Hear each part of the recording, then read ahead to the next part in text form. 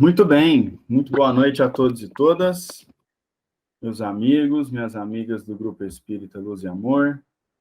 Mais uma segunda-feira nos reunimos para o estudo do livro A Gênese, os Milagres e as Predições, segundo o Espiritismo. Nosso estudo tem fluído muito bem, nós adentramos as curas, né? As curas, nós estamos tratando aí das curas de Jesus, né? São os ditos milagres, né? Nós já estudamos que milagre não existe, né? Falando português claro, né? O que acontece é que nós não temos conhecimento de como alguns fenômenos se operam, né? Então, como o ser humano é muito pretensioso, acha que sabe tudo, aquilo que o ser humano não consegue explicar, ele fala, é um milagre, né? Mas a gente sabe que à medida que nós evoluirmos, que a ciência evoluir, nós vamos entender o que está acontecendo, né? E aí a gente vai deixar de chamar de milagre e vamos nomear esses fenômenos, né? Como a gente já tem aí, que a gente tem estudado a dupla vista, os desdobramentos, as curas através das transmissões de fluidos, né? E é justamente disso que nós estamos tratando. Nós tratamos de algumas curas aqui, Jesus, só lembrando rapidinho, nós falamos aí, ó, da perda de sangue, do cego de Betsaida, o paralítico, os 10 leprosos, mão seca e a mulher curvada. Em todos esses casos, são curas de Jesus que estão contadas ali nos evangelhos dos seus discípulos, né? E nós sabemos que essas curas de Jesus nada mais são do que fenômenos naturais que Jesus dominava de uma forma, não sei nem quantas vezes maior, né, do que a gente consegue fazer, mas ele dominava isso, ele tinha um domínio total do corpo, um domínio do espírito, ele tinha aqui, devido à sua evolução, uma noção, um conhecimento e uma moral infinitamente maior que a nossa. Então, ele tinha condições de curar uma pessoa, ele tinha condições de, através da dupla vista, né, que é justamente quando a gente olha, né, através da vista espiritual, olhar a distâncias enormes, né, olhar através de objetos opacos, né, ele tinha condições no contato com uma pessoa, saber, né, o espírito daquela pessoa, né, quem ela realmente é, os seus anseios, as suas dificuldades, as suas facilidades, né. Tudo isso não é milagre, isso é apenas o domínio dos fenômenos naturais, né. Hoje, nós conseguimos, só para dar um exemplo, a gente consegue, através dos nossos conhecimentos, saber se essa planta é venenosa ou se não é. Nós não conseguimos isso antes, nós evoluímos, hoje a gente distingue, né? Tenho certeza que nenhum de nós aqui, se estiver andando na rua, não vai comer um cogumelo da árvore, né? Porque a gente sabe que tem vários que são venenosos. Então, a gente tem esse conhecimento, não significa que isso é um milagre, a gente só tem esse conhecimento, que nós não tínhamos tempos atrás. À medida que a gente evoluir intelectual e moralmente, nós vamos tendo um domínio maior sobre esses fenômenos. Como nós temos algumas pessoas que têm, alguns chamam de dom da cura, outros de mediunidade da cura, pessoas que conseguem doar, concentrar, transformar os fluidos, né, vibrar os fluidos de uma forma que é mais intensa que outras e conseguem, então, promover curas, né, reordenamento de células, de tecidos, né, quando a pessoa, obviamente, está apta a receber essa cura. Então, à medida que a gente for evoluir, a gente vai conhecendo esses fenômenos e a gente vai conseguir dominá-los, né? Por isso que em alguma passagem, não me lembro qual agora, Jesus dizia, o que eu faço, vocês também farão. Né? Jesus não estava falando que nós faríamos milagres. Ele estava falando justamente o contrário. Ele estava falando, vocês vão descobrir que isso não é milagre. Só que vocês ainda não estão no ponto intelectual e moral suficiente para conseguir operar esses fenômenos. Muito bem. Dito isto, eu vou compartilhar minha tela e a gente começa, então, a partir aí, nós estamos no capítulo 15, no item 21. Sempre lembrando que nós não temos hierarquia, então podem me interromper à vontade, no momento que quiserem, da maneira que quiserem, para fazer colocações que desejarem.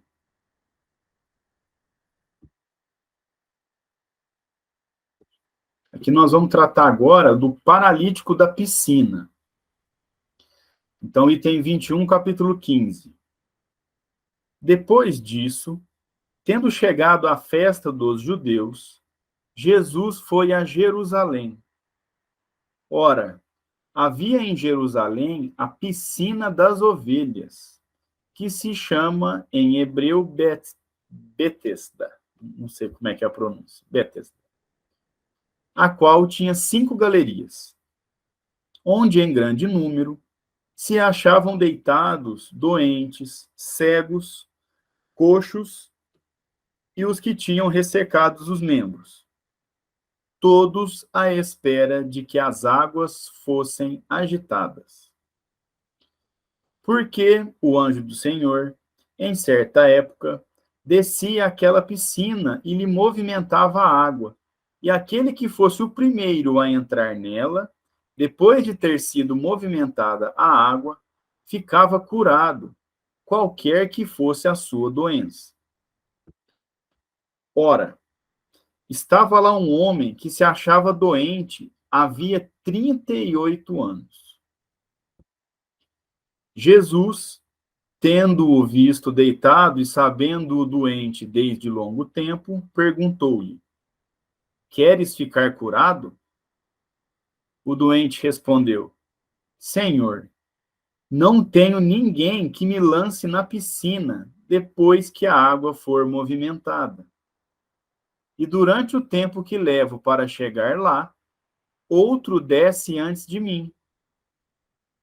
Disse-lhe Jesus: Levanta-te, toma o teu leito e vai-te. No mesmo instante, o homem se achou curado e, tomando de seu leito, pôs-se a andar. Bom, vou fazer uma explicação rapidinha aqui antes da gente continuar. Essas piscinas eram, a gente chama de piscina, que o conceito é diferente, seriam locais de banhos públicos, né? Por isso que ele fala aí que tem algumas galerias, né? E a Kardec vai explicar um pouquinho mais para frente que essas águas provavelmente eram águas termais, né? Aqui, né, a gente tem aqui em São Pedro, em Araxá, alguns lugares que têm águas que hoje nós estudamos e sabemos que elas têm propriedades, né? Uma vez eu fui em São Pedro e aí tinha várias fontes termais e cada uma era um tipo de água, né? E aí eles falavam, ó, uma é boa para o estômago, outra é boa para a pele, né? Que elas tinham propriedades. Só que na época eles não sabiam disso, então eles diziam que descia um anjo do Senhor naquelas águas e as águas curavam, né? E aí tinha um homem lá que estava doente há muito tempo, né? 38 anos. E aí Jesus pergunta se ele quer ficar curado. E ele fala, olha, eu quero, mas ninguém me coloca na piscina quando ela é movimentada, né? E quando eu resolvo ir para lá, chega sempre gente antes que eu, então não dá tempo de eu ser curado. E aí Jesus fala para ele, ó, levanta e vai, você está curado. É basicamente, assim, em português claro, o que aconteceu ali. Bom, e aí no Evangelho continua dizendo o seguinte: no mesmo instante, o homem se achou curado e, tomando de seu leito, pôs-se a andar. Ora, aquele dia era um sábado. Disseram então os judeus ao curado: Não te é permitido levares o teu leito. Respondeu o homem: Aquele que me curou disse: Toma o teu leito e anda. Perguntaram-lhe eles então: Quem foi esse que te disse: Toma o teu leito e anda? Ana, quer falar? Fica à vontade, pode falar. Só abrir o microfone, pode ficar à vontade. Pode ficar à vontade também, termina a leitura. Então, você não quer falar? Pode falar. Bom, vou terminar aqui então, Ana. Eu quero só, não sei se dá para vocês verem aqui. Ai, saiu. as piscinas de Betesda. Ah, deixa eu tentar aqui, ó, compartilhar. Piscina. Você colocou no Google, né? Isso, nas imagens. Eu estive lá, eu tenho foto aqui delas, mas agora para eu pegar demora. Eu não pensei em pegar antes. Mas eu estive lá e elas são muito profundas, viu? Mas muito mesmo. Por isso que ele até precisava de alguém que o ajudasse, porque não só pelo fato dele ser paralítico, mas pela profundidade dos poços. São vários poços, né? Um ao lado do outro, por isso chama-se as piscinas de Betesda, em Jerusalém.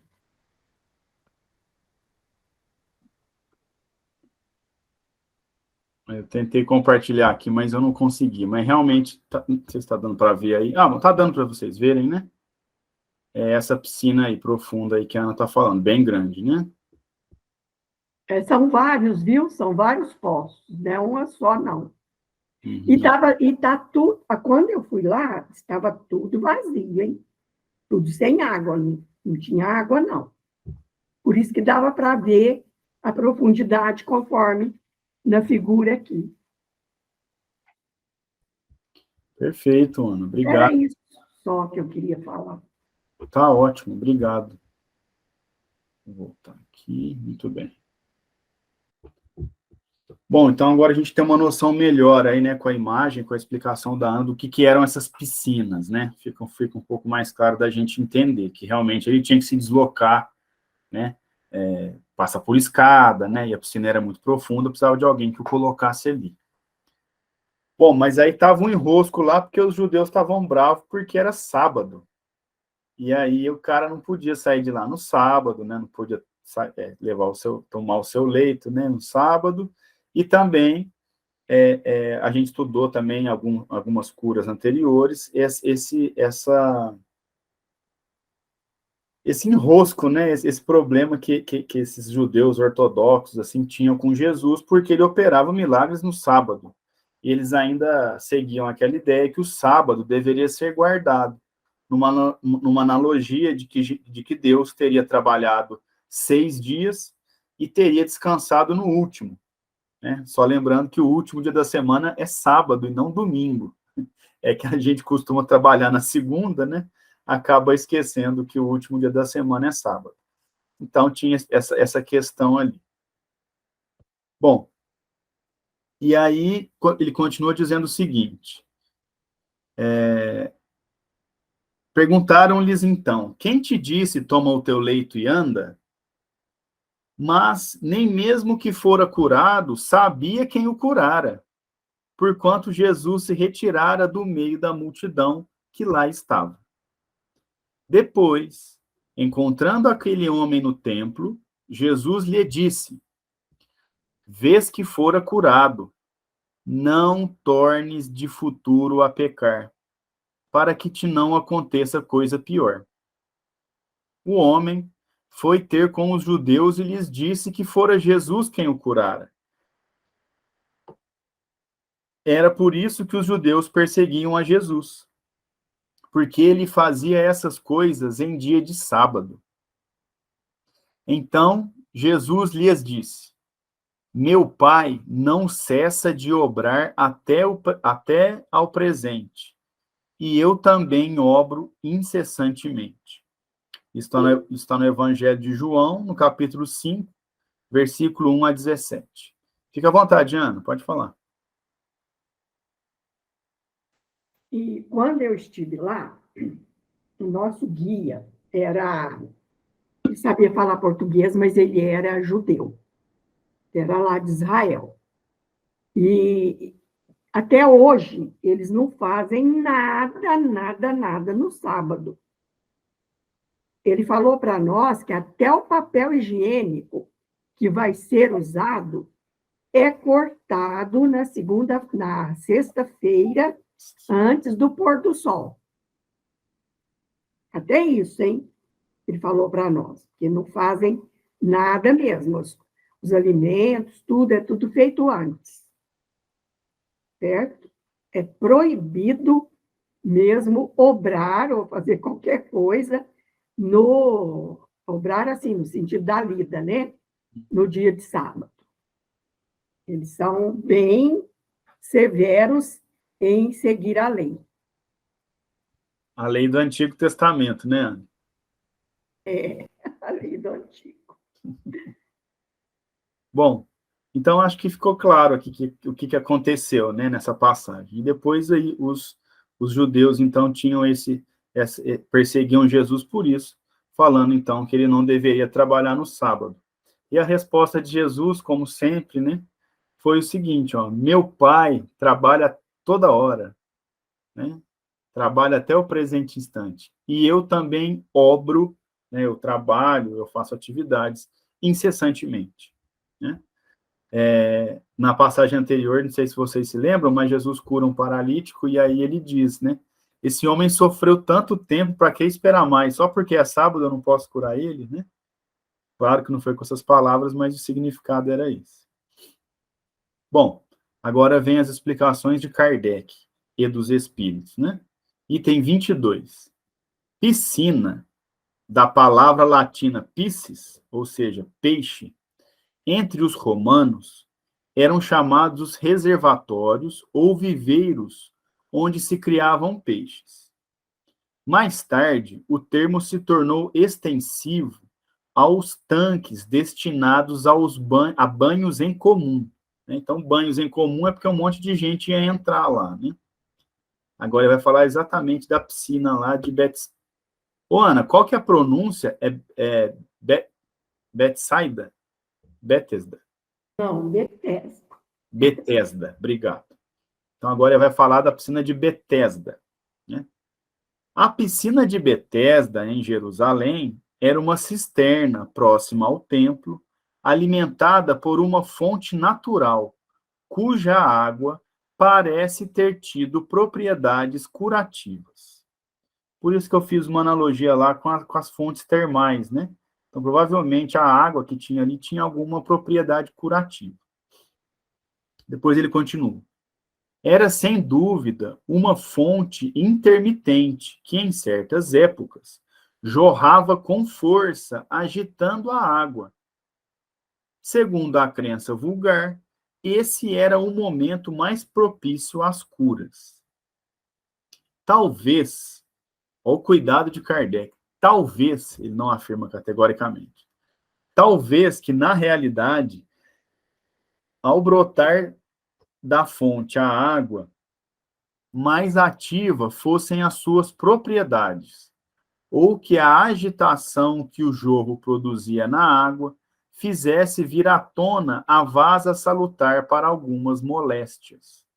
Ou seja, Kardec está falando, ó, provavelmente, quando jorrava mais água, agitava as águas e as propriedades se intensificavam. Então, curavam algumas moléstias. Então, ali na crença popular, era assim, quando a água se agitar, o primeiro que der um mergulho lá, cura de qualquer coisa. Depois ele continua dizendo o seguinte, tais efeitos são muito naturais e conhecidos perfeitamente hoje. Mas então, as ciências estavam pouco adiantadas e a maioria dos fenômenos incompreendidos se atribuíam uma causa sobrenatural. Então, é justamente isso. Eles não sabiam como é que uma água ia curar, né? Então, eles atribuíam a um milagre, a uma causa sobrenatural, né? Hoje, como eu disse, a gente já estuda, né? Água sulfurosa tem uma propriedade, tem uma outra água que é rica em determinada substância, tem outra propriedade, né? E aí elas vão tendo essas propriedades, né? Essas características de curarem, ou pelo menos aliviarem dores no estômago, outras são boas para a pele, enfim. Os judeus, pois, tinham a agitação da água como devida à presença de um anjo, e tanto mais fundadas lhes pareciam essas crenças, quanto viam que, naquelas ocasiões, mais curativa se mostrava a água. Depois de haver curado aquele paralítico, Disse-lhe Jesus: para o futuro não tornes a pecar, a fim de que não te aconteça coisa pior. Então, veja, hoje, com o nosso olhar espírita, com o nosso olhar reencarnacionista, o que a gente consegue enxergar de cara, assim, não tornes a pecar, né? Lógico, Jesus utilizava a linguagem da época.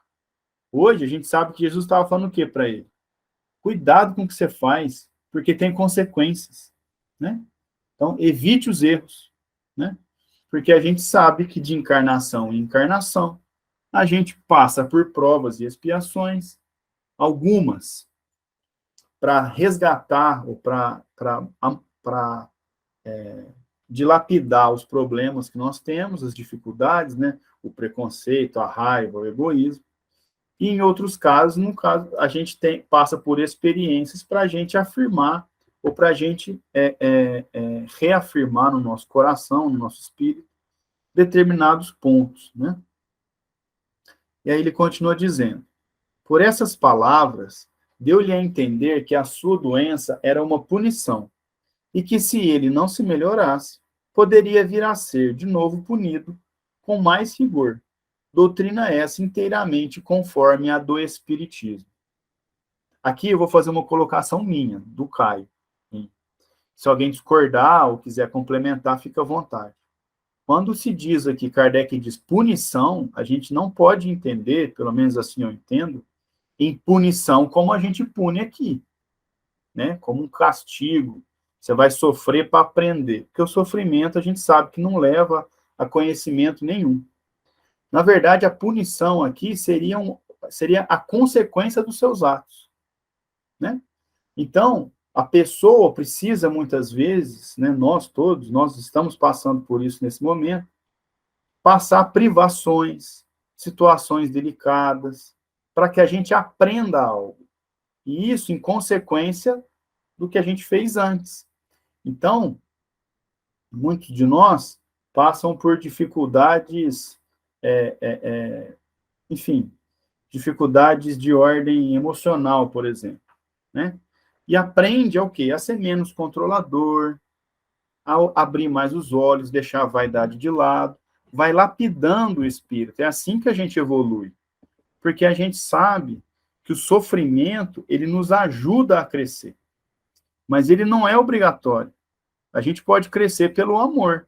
Não é assim que a gente fala? A gente pode crescer pelo amor ou pela dor, né? Então, a dor não é obrigatória. Mas, às vezes, ela é necessária quando a gente não consegue caminhar sozinho, vamos dizer assim. É quando a gente não consegue, pelo amor, encontrar o caminho. Então, quando eu leio a palavra punição na doutrina espírita, eu, particularmente, vejo como uma consequência, e não como uma punição naquele termo que a gente utiliza na Terra, né? Ou utiliza no linguajar nosso, no português, claro, de punir. Eu vou te punir, vou te atribuir uma pena para que você sofra, né? Eu vejo mais como uma consequência, né? E, na maioria das vezes, essa consequência realmente ela vem pelo sofrimento, né? Bom, item 23. Jesus, como que fazia questão de operar suas curas em dia de sábado, e aí a gente já percebe isso só dessas últimas que a gente leu, né? Foi sempre em dia de sábado. Bom, antes eu vou ler um comentário da Lucélia. A Lucélia falou o seguinte: concordo plenamente. As dificuldades são aprendizado e não punição. As adversidades levam o homem à evolução. É isso aí, Lucélia, também penso assim, né? Que é um aprendizado, é uma consequência dos nossos atos, né? É como se falasse assim: se eu der um soco na parede, eu vou ter como punição doer minha mão. Não é uma punição, é uma consequência do que eu estou fazendo, né? Então, é assim que a gente entende, né? Bom, item 23. Jesus, como que fazia questão de operar suas curas em dia de sábado, para ter ensejo de protestar contra o rigorismo dos fariseus no tocante à guarda desse dia. Então, a gente já percebeu isso, né? Jesus cura né? Operou várias curas e curas de formas diferentes, né? No sábado.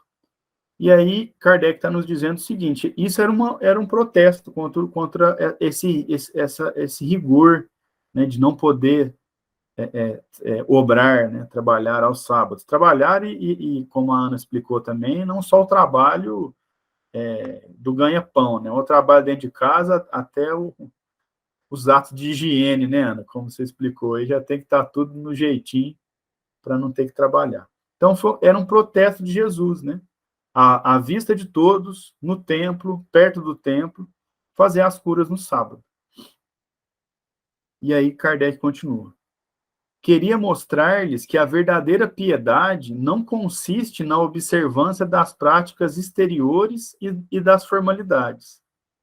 Que a piedade está nos sentimentos do coração. Olha que coisa bonita que é essa frase. Eu vou ler ela de novo. Queria mostrar-lhes que a verdadeira piedade não consiste na observância das práticas exteriores e das formalidades.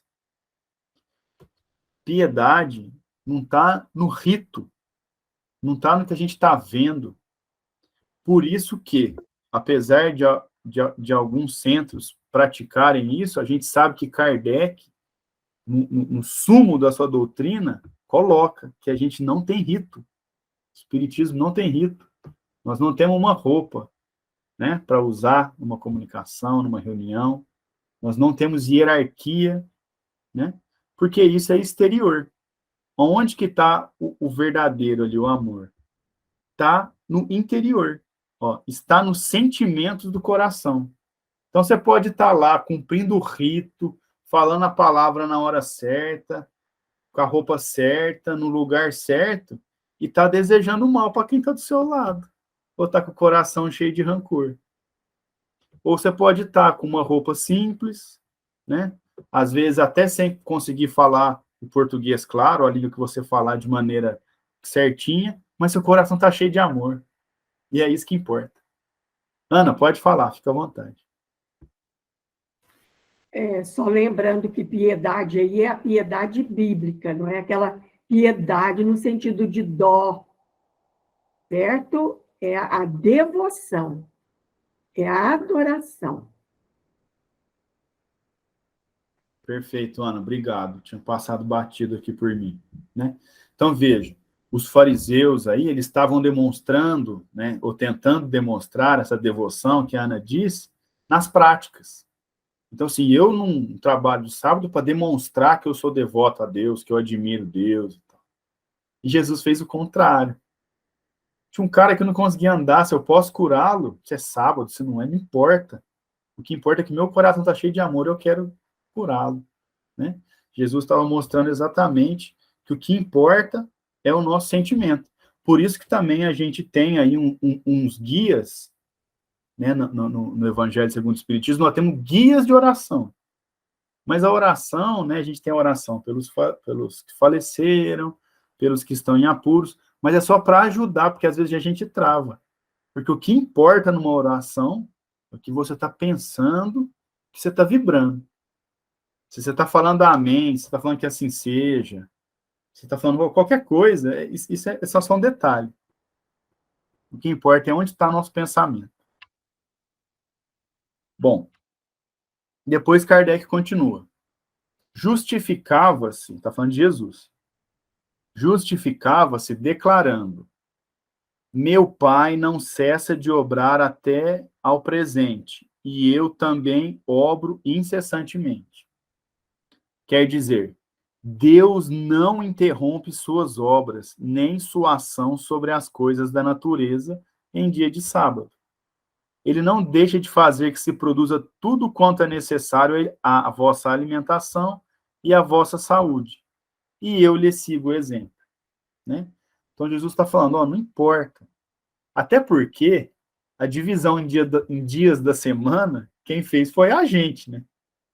No nosso planeta, nós temos essa divisão de horas, de dia, né, de semana. Isso é um critério nosso. E isso é na Terra, é uma coisa que a gente criou. Deus não segue um calendário igual a gente. Nós estudamos aí no começo da Gênesis o tamanho do universo. Aliás, a gente não estudou o tamanho do universo, porque a gente não consegue nem dimensionar, né? Mas a gente teve uma breve noção do tamanho que é o universo. Cada planeta tem sua órbita, né? Tem os seus sóis, tem os seus satélites. Cada um, o tempo é relativo. Lembra que a gente estudou o tempo? Tempo e o espaço? O tempo e o espaço são relativos a determinados locais. Então, é muita prepotência do ser humano achar que Deus seguiria um calendário construído por nós, né? Ou seguiria o nosso tempo. Deus não tem tempo, né? Nós que temos essa divisão e estamos submetidos a esses efeitos, né? Então, Caio, fica à vontade, dona Nora. você já leu aquele livro do Big Bang? Aquele dia você me mostrou a capa dele, né? Você já leu? Ele fala isso aí, né? Que Não nós li, aqui, dona Nora. eu queria, no tempo que eu peguei o livro, levei para o Célio ler e explicar para nós, mas ele nunca pegou no livro para falar uma palavra, porque eu li ele, o completo, mas eu não entendi bem, por causa de ser muito científico, né? Aí eu peguei o livro para trás, eu até tornei ler a cabeça semana e passei para a Gil, minha filha, ler. Ela tem ele também, mas ela acho que deu dela para os outros, lá, mas eu quero ler.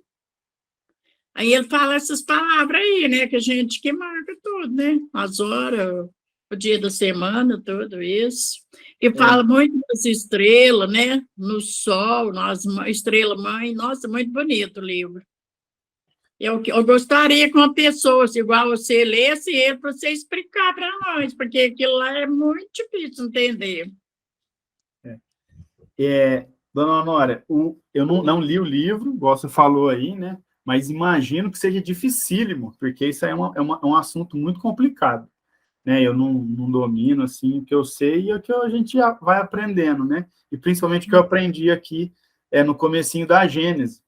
Porque o que a gente faz, dona Honória, o ser humano faz, é que ele encaixa tudo no mundinho dele, né? Então, a gente acha que tudo gira em torno da gente, mas não é assim que funciona. Nós temos o nosso planeta, né? Então, quando a gente dá um giro em torno do Sol, a Terra gira em torno do Sol, a gente comemora um ano, né? A gente dividiu assim. Mas isso é aqui. Outros planetas, outras galáxias, é totalmente diferente, né? Então, não dá para a gente achar que Deus é nosso, que ele vive um mundinho igual ao nosso, né? É um problema da nossa cabeça. Na verdade, Deus está muito além disso, e para ele, como a gente estudou no comecinho aí, o tempo nem existe. Ô, Ana, fica à vontade, pode falar. Eu também não li o livro, dona Honória, mas eu posso falar para a senhora o que é o Big Bang. Não sei se a senhora já sabe. Essa palavra é de origem inglesa, significa a grande explosão. Big Bang, a grande explosão. Foi quando teve início o universo, assim a ciência explica. Porque as partículas estavam condensadas do tamanho da cabeça de um alfinete. De repente, esse adensamento das partículas, o tamanhozinho dessa cabeça de alfinete, devido às pressões internas provocadas pela movimentação e aquecimento dos átomos, essa cabecinha de alfinete explodiu. Foi aí que teve origem o universo, a partir daí. Isso, de acordo com a ciência, ocorreu há 14 bilhões de anos atrás. Certo? E a nossa Terra só tem 4,5 bilhões de anos. Então, algum tempo depois dessa grande explosão, é que o planeta Terra se formou. Eu posso adiantar para a senhora sobre o Big Bang, é isso. Talvez a senhora já soubesse. Mas está aí a explicação. Tá, mão. Obrigada, viu, Ana? Muito obrigada. De nada.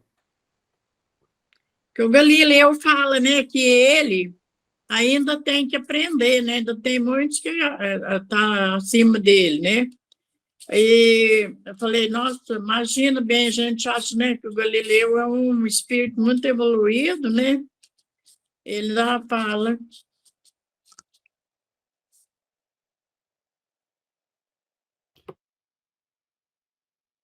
Muito bem, é isso aí. Esse tema a gente estudou, né, aqui um pouquinho, né, pela Gênesis, e eu lembro que eu ficava muito cansado, porque tinha que pensar muito, e aí eu até brincava, assim, depois quando a gente terminava de falar do espaço, do tempo, falava, "Ó, agora vamos tomar um chá de camomila aí, porque o cérebro tinha que trabalhar muito para conseguir entender, né? Uma sorte que Kardec trouxe mastigado para a gente.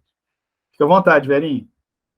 Então, você dizendo aí do chazinho, lembrei da Lúcia, ela está sumidinha. É verdade. Deve estar com seus afazeres lá, com os parentes dela, né? Depois a gente manda uma mensagem para ela, então.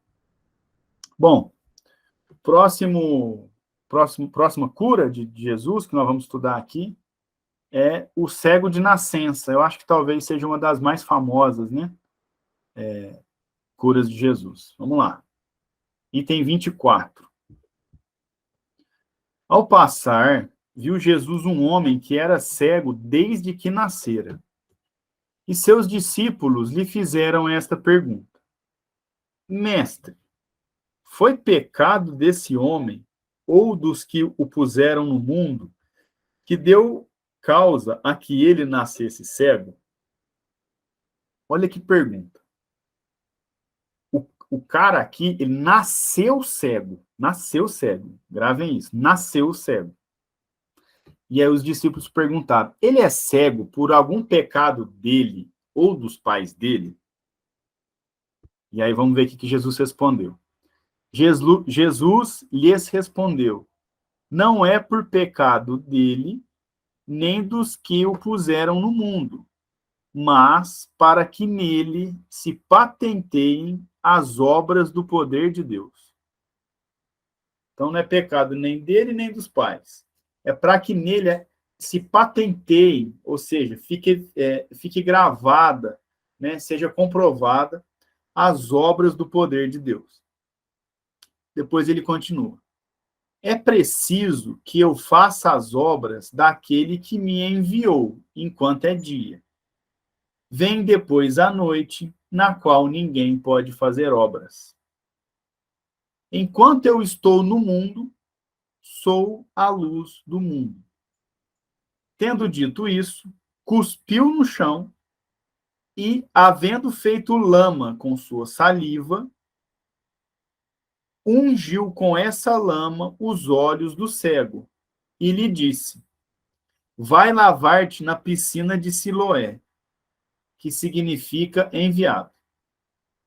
Ele foi, lavou-se e voltou vendo claro. Seus vizinhos e os que vinham antes a pedir esmolas diziam: não é este que estava sentado e pedia esmola? Uns respondiam: é ele. Outros diziam: não, é um que se parece com ele. O homem, porém, lhes dizia: sou eu mesmo. Perguntaram-lhe então: como se te abriram os olhos? Ele respondeu: aquele homem que se chama Jesus fez um pouco de lama e passou nos meus olhos, dizendo: vai à piscina de Siloé e lava-te. Fui, lavei-me e vejo. Disseram-lhe: onde está ele? Respondeu o homem: não sei. Levaram então aos fariseus o homem que estivera cego. Ora, fora num dia de sábado. Olha o enrosco de novo aí. Ora, fora num dia de sábado que Jesus fizera aquela lama e lhe abrira os olhos.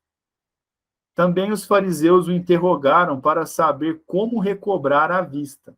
E ele lhes disse: ele pôs lama nos meus olhos e me lavei e vejo. Ao que alguns fariseus retrucaram: esse homem não é, ele está falando de Jesus, esse homem não é enviado de Deus, pois que não guarda o sábado. Né? Então vejam como era forte, né, e ainda é, essa questão do sábado, né? A ponto de falar, ó, o Jesus acaba de curar uma pessoa, ele fala, não, mas ele não é de Deus, porque ele curou num sábado. Então, tanto que era forte esse dogma. Outros, porém, diziam: como poderia um homem mau fazer prodígios tais? Quer dizer, se ele não é um homem de Deus, como é que ele consegue curar uma pessoa? Alguns se questionavam. Havia, a propósito, dissensão entre eles. Dissensão estavam discutindo, não estavam em consonância de opiniões, né? Cada um pensava de um jeito. Havia, então, dissensão entre eles. Disseram de novo ao que fora cego: e tu, que dizes desse homem que te abriu os olhos? Ele respondeu: digo que é um profeta. Mas os judeus não acreditaram que aquele homem houvesse estado cego e que houvesse recobrado a vista, enquanto não fizeram vir o pai e a mãe dele. E os interrogaram assim: é este o vosso filho, que dizeis ter nascido cego? Como é que ele agora vê? O pai e a mãe responderam: sabemos que esse é o nosso filho e que nasceu cego. Não sabemos, porém, como agora vê, e tampouco sabemos quem lhe abriu os olhos.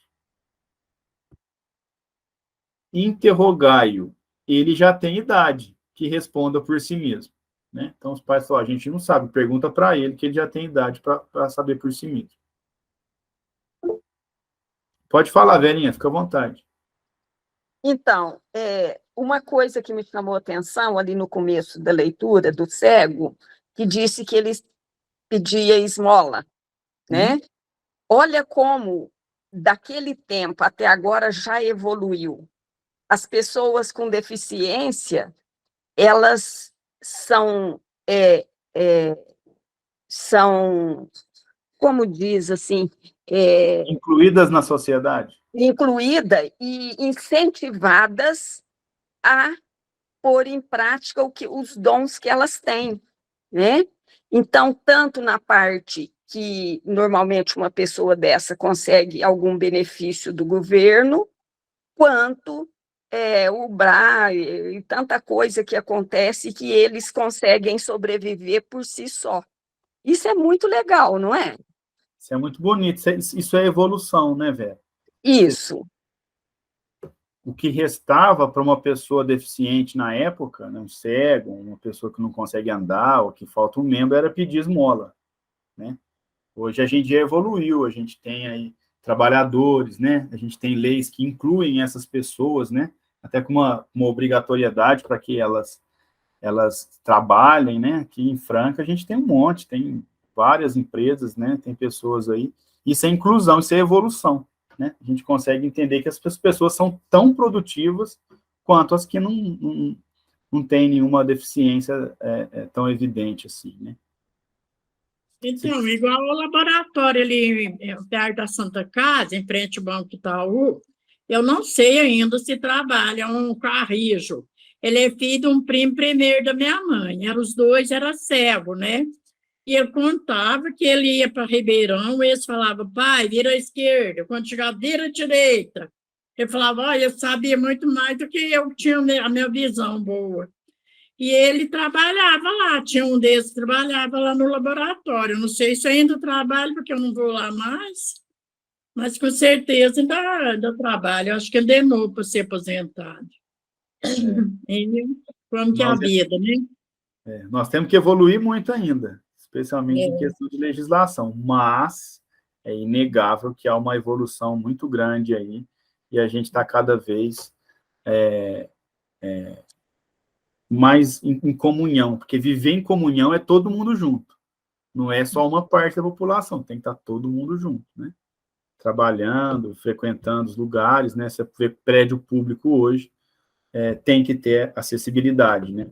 E prédio antigo tem que ter acessibilidade, então tem que reformar a gente cresceu muito mesmo.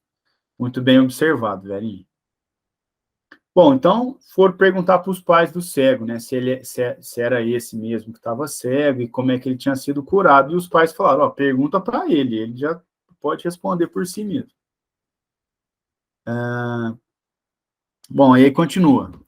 Seu pai e sua mãe falavam desse modo porque temiam os judeus, visto que estes já haviam resolvido em comum que quem quer que reconhecesse a Jesus como sendo Cristo seria expulso da sinagoga. Então não dava para os pais falar, não, foi Jesus, né, e tal, que curou, porque eles poderiam ser expulsos da sinagoga. Depois ele continua. Foi o que obrigou o pai e a mãe do rapaz a responderem. Ele já tem idade, interrogai-o. Ou seja, pergunta para ele. Chamaram pela segunda vez o homem que estivera cego e lhe disseram, glorifica a Deus. Sabemos que esse homem é um pecador. Ele lhes respondeu, se é um pecador, não sei. Tudo o que sei é que estava cego e agora vejo. Tornaram a perguntar-lhe, que te fez ele e como te abriu os olhos? Respondeu o homem, já vô-lo disse e bem o ouvistes. Por que quereis ouvi-lo segunda vez? Será que queirais tornar-vos seus discípulos? Ao que eles o carregaram de injúrias, ou seja, ficaram bravos, né, de falar que o homem falou, vocês estão querendo ser discípulo de Jesus? Para ficar perguntando isso toda hora? Já falei que foi ele? Então estava sem paciência já. E aí eles injuriaram, ou seja, xingaram o homem e lhe disseram, se tu, seu discípulo, quanto a nós, somos discípulos de Moisés. Né? Por isso que eu brinquei mais cedo com a Ana, que eles seguem lá o Antigo Testamento. Depois ele continua dizendo o seguinte, sabemos que Deus falou a Moisés, ao passo que este não sabemos de onde saiu. Então os judeus falaram, a gente sabe que Deus falou com Moisés, agora de onde saiu esse Jesus aí, a gente não sabe. O homem lhe respondeu, é de espantar que não saibais de onde ele é e que ele tenha aberto os olhos.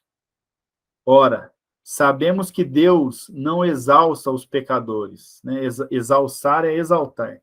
Né? Sabemos que Deus não exalta os pecadores, mas aquele que honre e faça a sua vontade, a esse Deus exalta, né? Exaltará. Desde que o mundo existe, jamais se ouviu dizer que alguém tenha aberto os olhos a um cego de nascença. Se esse homem não fosse enviado de Deus, nada poderia fazer de tudo o que tem feito. Disseram-lhes os fariseus, tu és todo pecado, desde o ventre de tua mãe, e queres ensinar-nos a nós? E o expulsaram. Isso aí está no Evangelho de João, capítulo 9, versículo de 1 a 34. Então, vejam, o homem recebe uma cura dessa. Cego de nascença, recebe uma cura desse tamanho. E eles perguntam, quem te curou? E ele fala, foi Jesus. Aí eles não acreditaram. Chama o pai e a mãe, ele deve estar mentindo. Quem que curou? Aí os pais ficaram com medo de falar, pergunta para ele. E ele falou, já falei que foi Jesus, velho. E aí eles falam, a gente sabe que Deus falou com Moisés, a gente não sabe de onde é que esse homem veio, né? Que seria Jesus. Aí fala, você não sabe de onde ele veio? Olha a cura que ele operou, o bem que ele fez, você não sabe de onde ele veio, né? Deixando claro que só poderia ter vindo de um lugar bom, uma pessoa boa, né? No linguajar deles, vindo de Deus. E aí os fariseus ofenderam ele profundamente porque falaram, tu és todo pecado, desde o ventre da tua mãe, que nasceu cego. Então, eles estavam falando, ofendendo ele pela deficiência. E depois falaram, você que é todo pecado, quer ensinar a gente, você está expulso. Expulsaram ele da sinagoga. Né? Para não entender, não procurar entender o que estava acontecendo, preso ao dogma do trabalho do sábado, eles não abriam daquilo ali e falaram, não pode esse homem ter vindo de Deus porque ele trabalha aos sábados. E aí expulsaram aquele, né, o cego de nascença, aquele que teria declarado que Jesus seria uma pessoa boa, né? Seria uma pessoa do bem. Bom, eu vou começar o 25, e aí, mas a gente recomeça do 25 de novo semana que vem, só para a gente aproveitar esse finalzinho. E aqui já é as explicações de Kardec da equipe espiritual. Item 25. Esta narrativa, tão simples e singela, traz em si evidente o cunho da veracidade. Nada aí há de fantasia nem de maravilhoso. É uma cena da vida real apanhada em flagrante. A linguagem do cego é exatamente a desses homens simples, nos quais o bom senso supre a falta de saber e que retrucam com bonomia os argumentos de seus adversários, expendendo razões a que não faltam justeza nem oportunidade. O que ele está dizendo aqui para nós? Ele está falando assim, ó, essa narrativa ela é muito simples, né? O que acontece? A linguagem do cego, né, o homem cego, ele exaltou pelo bom senso Jesus. E ele não sabia quem era Jesus direito. Mas olha o que aconteceu. Ele enfrentou os conservadores da lei antiga, que não poderia trabalhar os sábados, operou no sábado uma cura e fez o bem ao homem. E pelo bom senso, ele entendeu que era um homem bom. A ponto de enfrentar os fariseus, né, que acabaram o expulsando da sinagoga. E aí, ele vai, só para encerrar, ele dá o outro lado, que é o lado dos fariseus. Ele fala, ó, o tom dos fariseus, por outro lado, é o dos orgulhosos, que nada admitem acima de suas inteligências, e que se enchem de indignação a só ideia de que um homem do povo lhes possa fazer observações. Ou seja, do outro lado está os orgulhosos, que acham que ninguém está acima da inteligência deles, e que ficaram irados porque um cego, um mendigo, né, uma pessoa que estava na mendicância, fizesse uma observação. Que a observação dele foi falar que ele acreditava que o homem que o tinha curado era uma pessoa boa. Né? Então, achando que essas pessoas, né, não teriam nem condições de lhe fazerem observações. São os orgulhosos. Afora a cor local dos nomes, dir-se-ia ser do nosso tempo o fato. Né? Então, assim, fora o local, né, os nomes e tal, isso que ele está querendo dizer, isso acontece nos nossos tempos. Né? Se a gente transmutar para cá, existem aqueles que se acham sabedores de tudo, né? que têm os seus dogmas, e que aquele que tenta trazer uma ideia diferente é ofendido, é humilhado, que acredita que existem seres humanos que são superiores a outros, que acredita que são melhores por serem assim ou serem assados, são os orgulhosos, que quando confrontados, ficam irados. Né? Então, daí a preocupação que a gente tem na doutrina espírita, né, da gente não ter hierarquia. Né? Imagina se eu preparo o estudo e eu falo, e aí se alguém falar assim, olha, Caio, eu não acho que seja assim. Se eu ficasse irado aqui, vocês poderiam todos sair do estudo e falar, esse não serve. Porque se ele acha que ele é melhor que alguém aqui, ele está errado. Porque eu não sou mesmo. Então, por isso que existe essa preocupação da gente ouvir todo mundo poder falar do seu modo, da sua maneira, e a gente construir o conhecimento. Né? Lógico que com respeito, ninguém vai abrir o microfone e vai me xingar aqui, né? Mas a gente está justamente com essa preocupação. O espiritismo não tem hierarquia por isso. Não pode alguém ser o dono da verdade dentro da doutrina espírita. Escrever um livro que põe um ponto final no estudo. Kardec não fez isso. Kardec não pôs um ponto final no estudo. Ele falou, até aqui eu consegui ir. O que a ciência for adiantando, vocês vão acompanhando. Então, vejam que bonito. E vejam também a preocupação aí de Kardec em seguir justamente os ensinamentos de Jesus, né? Que foi a humildade e nunca se colocar acima de ninguém. Esse é um ensinamento que Jesus deixou evidente. Ele não fazia diferença das pessoas e se dedicava mais às pessoas doentes e pobres, porque justamente dizer que os sãos não precisam de médico, né? Então, as pessoas que estão em situação de maior dificuldade, é aquelas que a gente tem que dar um pouco de mais atenção também, para que a gente consiga acertar aí numa sociedade mais justa e igualitária. Muito bem. Alguém quer fazer algum comentário antes da gente encerrar? Pode ficar à vontade.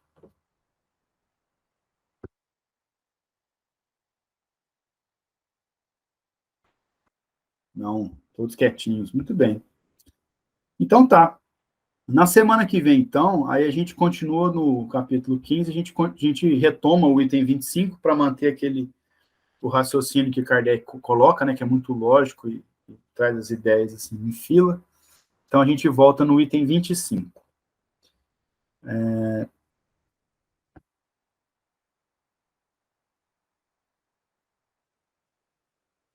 Ô, Verinha, você pode fazer a prece final para nós, por favor?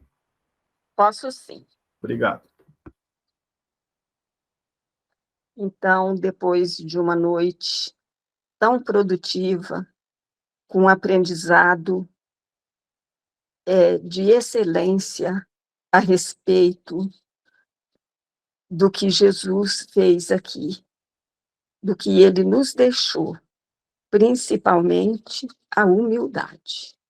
Nós vamos elevar nosso pensamento a Deus, nosso Pai, a Jesus, nosso amado Mestre, aos amigos espirituais, protetores e orientadores desse estudo, aos nossos anjos de guarda, agradecendo pelo aprendizado da noite. E rogamos que onde houver um filho de Deus precisando de ajuda, que receba nossas melhores vibrações.